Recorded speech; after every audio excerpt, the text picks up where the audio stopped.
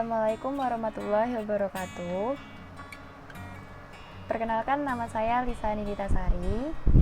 Saya di sini akan berbicara beberapa hal mengenai kewargaan digital atau digital citizenship. Kita sebagai manusia yang dianggap makhluk sosial, kita sangat membutuhkan interaksi dengan orang lain.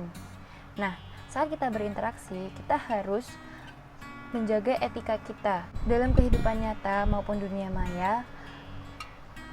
Kita harus menghormati privasi dan menghargai orang lain, dan kita juga harus mengikuti tata tertib atau norma-norma yang berlaku di negara kita.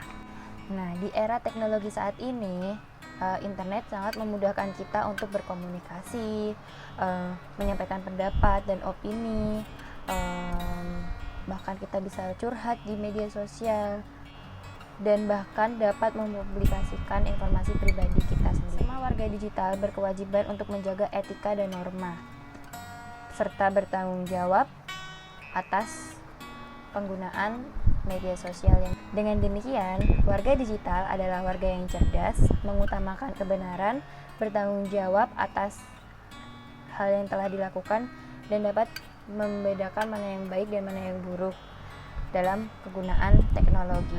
Apakah kalian pernah menggunakan internet untuk chatting atau menggunakan internet untuk belajar, atau bahkan belanja menggunakan online shop, atau mengomentari hal-hal yang Anda lihat? Kalau jawabannya iya, berarti Anda merupakan warga digital.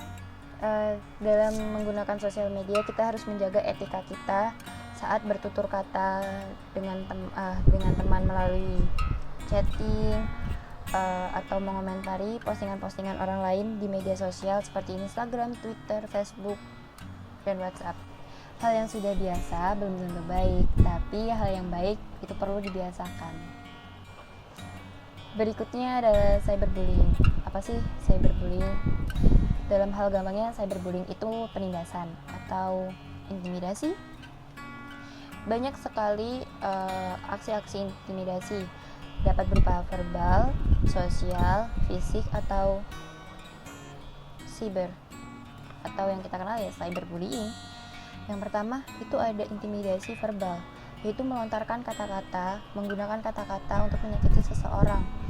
Dengan kata-kata itu kita dapat membuat seseorang itu merasa terkucilkan, merasa harga dirinya rendah atau sebagainya. Contoh intimidasi sosial itu seperti menyebarkan rumor atau fitnah terhadap seseorang agar orang itu tuh tidak memiliki teman gitu, agar dijauhi oleh teman-temannya. Itu salah satu contoh dari intimidasi sosial. Berikutnya ada intimidasi fisik. Dari namanya sudah jelas, fisik, yaitu bersentuhan langsung dengan korban, seperti contohnya mendorong, mencekik, menendang, atau meludahi. Itu sangatlah kejam ya, tidak baik untuk dilakukan, tidak terpuji. Yang berikutnya ada intimidasi siber atau ya cyberbullying. Cyberbullying itu pemanfaatan teknologi yang digunakan untuk menindas orang lain gitu, mengucilkan orang lain. Seperti contohnya tuh kayak mengirimkan pesan yang merupakan ancaman kepada korban, dan berpura-pura menjadi teman baik di dunia maya. Setelah mendapatkan kepercayaannya, si pelaku akan mengkhianati korban tersebut. Banyak sekali motivasi mengapa pelaku melakukan cyberbullying atau intimidasi lainnya, karena mungkin kebencian terhadap korban, atau balas dendam, atau emosi. Banyak sekali hal-hal yang dapat menjadi motivasi seorang pelaku melakukan intimidasi tersebut. Kita sebagai warga negara yang baik, kita harus melakukan hal-hal yang dapat memberantas cyberbullying atau intimidasi lainnya, seperti ya berusaha menghargai orang lain, menghargai pendapat orang lain, menghormati orang lain, terus menerima pendapat orang lain juga. Jangan egois sama pendapat kita sendiri, saling menerima perbedaan, seperti itu.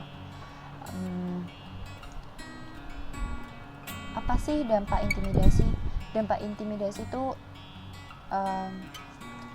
bisa dibilang sangat parah karena dapat membuat korban merasa depresi, rendah harga dirinya, tidak berharga mungkin, dan terisolasi. Bahkan jika terjadi dalam jangka waktu yang panjang, sang korban akan mengakhiri hidupnya dengan cara bunuh diri. Itu berarti pelaku cyberbullying atau bullying itu dapat dikatakan sebagai pembunuh secara perlahan. Kalian gak mau kan dikatakan pembunuh, jadi jangan bully ya guys. Oke?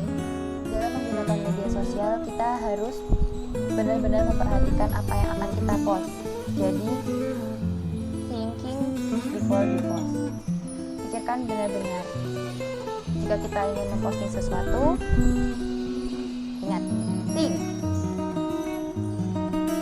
T-H-I-N-K. Apa itu? Ya emang think artinya berpikir, tapi ada kepanjangannya loh. T, is it true? Apakah itu benar? Apakah itu bukan sebuah kebohongan atau hoax? H, is it hurtful? Apakah itu menyakitkan? Apakah postingan yang akan kita post itu akan menyakiti perasaan orang lain atau tidak?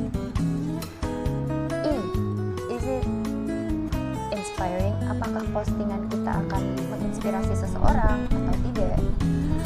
N, is it necessary? Apakah itu penting? Jadi apakah postingan yang akan kita post itu adalah hal yang penting atau tidak? K, is it kind?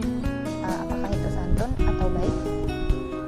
Jadi kita harus benar-benar berpikir apakah postingan itu santun atau baik, yang tidak menggunakan kata-kata kasar. Jangan sampai kita menggunakan kata-kata kasar yang dapat melukai perasaan seseorang. Seperti itu.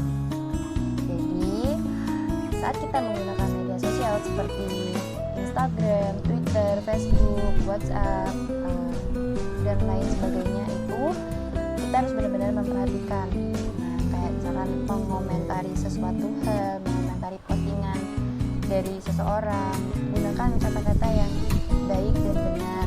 Jangan menggunakan kata-kata yang dapat menyakiti perasaan orang lain, karena kita tidak tahu apa yang dirasakan oleh orang tersebut. Seperti itu.